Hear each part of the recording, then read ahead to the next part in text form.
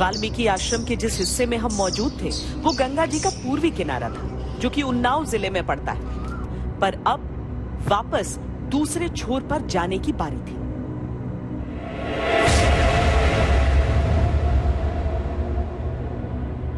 यहाँ पे एक से बढ़कर एक अद्भुत कहानियां हैं। जो टीला नुमा आपको दिख रहा है उस बिजली के टावर के साथ, वो ध्रुव टीला कहा जाता है, जिन पर ध्रुव तारा का नाम कहा गया। और 52 घाट हैं ये कुल, और ध्रुव टीले के साथ में वो 52 सीढ़ियां। हर कदम पर कोई रहस्य, कोई अविश्वसनीय दावा या अकल्पनीय कहानी हमें दिख रही, सुनाई दे रही। अगर सिर्फ उन्हीं को आधार माना जाए तो भी ब्रह्मावत के क्षेत्र को भारत की पूरी संस्कृति का साक्षी माना जा सकता है। ध्रुव जी का इतिहास है, जो आध्यात्म के उसमें राजा उत्तानपाद की बिठूर नगरी रही है, तो उसमें ध्रुव जी का जन्म यहाँ पर है। और उसके बाद उनको जब ज्ञान प्राप्त हुआ तो यहाँ से जाकर के उन्होंने वृंदावन में, मथुरा में उन्होंने तपस्या की। ध्रुव जी ने यहाँ पे जन्म भी लिया है और उन्होंने 36,000 साल तपस्या भी की है। बाराबंकी के पास चक्रतीर्थ है, चक्रतीर्थ से फिर वो मैं शरीर के चले गए, ऐसा कथानक मिलता है। दावा ये कि यहाँ बैठकर ब्रह्मा जी ने सृष्टि की रचना की। दूसरा दावा ये कि यहीं बिछड़े थे श्री राम सीता से। तीसरा दावा ये कि यहीं पराजित हुए थे हनुमान लव और कुश से। चौथा दावा ये कि यहीं है पृथ्वी का केंद्र और यहीं से जाता है पाताल का रास्ता।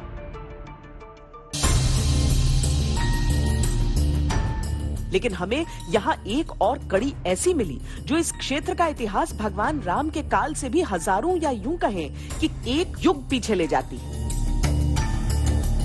ध्रुव टीला, ये सामान्य सा निर्माण यहाँ दिखता जरूर है, लेकिन ये ध्रुव वही है जो मान्यताओं के अनुसार आज भी आसमान में ध्रुव तारा बनकर चमकते हैं।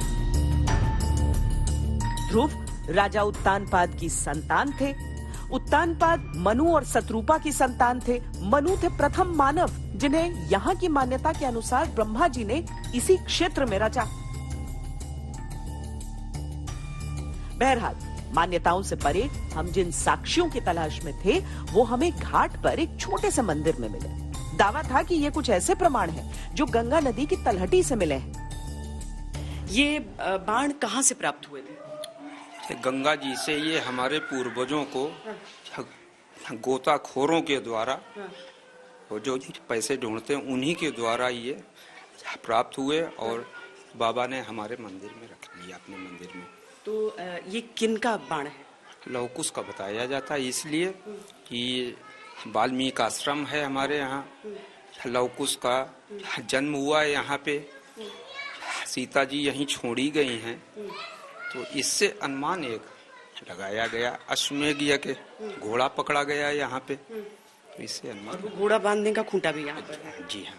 और ये गंगा जी की सतह से इसको गोताखोरों ने निकाला था? जी हाँ, गंगा जी से प्राप्त है ये। तीर का जो आगे का हिस्सा होता है अष्टधातु का है ये, और ये बताया जाता है कि वाण का ये जो अग्रभाग है ये लवकुश के वाणों का था।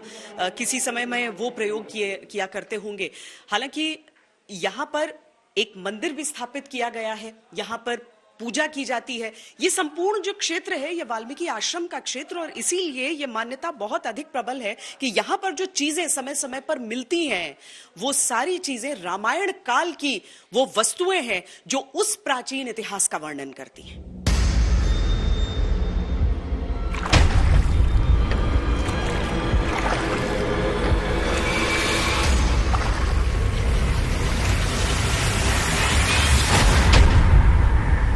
कल का ब्रह्मावर्त आज का बिठूर है। बिठूर नाम भी लोगों ने यहाँ के लोगों की वीरता के चलते दिया था।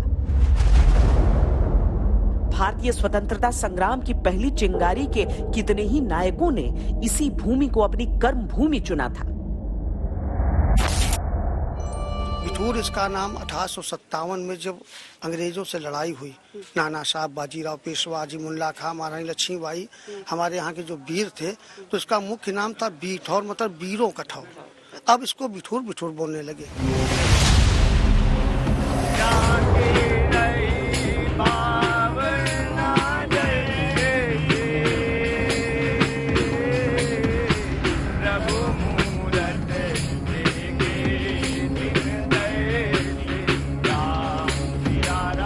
इतिहास के पन्नों और समय की गर्त में कई सच किंवदंतियां बन जाते हैं। मान्यताएं उन्हें अपने विश्वास में जीवित रखती हैं और पीढ़ी दर पीढ़ी आगे बढ़ाती हैं। ऐसी ही अद्भुत, अविश्वसनीय, अकल्पनीय कहानी है ब्रह्मावर्त। इस स्थान से जुड़ी मान्यताएं, इसका इतिहास कितना प्राचीन रहा होगा कि रामायण काल से लेकर अंग्रेजों के शासन काल के समय भी हमने देखा कि इसकी महत्ता को समझते हुए इस जगह पर निवास हुआ था।